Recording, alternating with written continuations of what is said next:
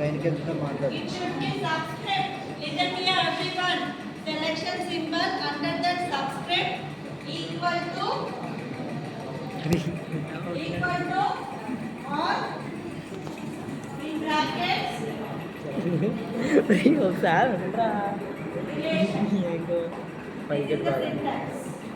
Okay, syntax.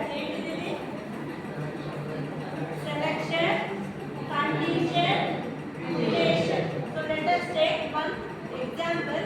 Okay, write out.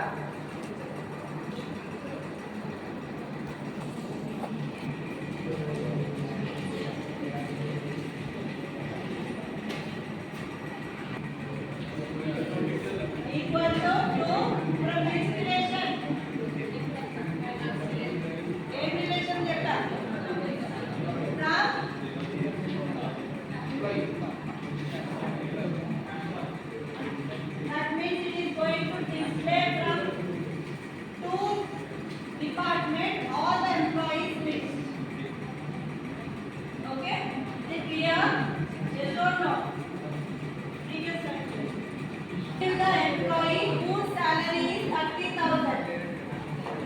Example, retrieving the employee whose salary is 30,000. So what is the syntax? Sigma, condition,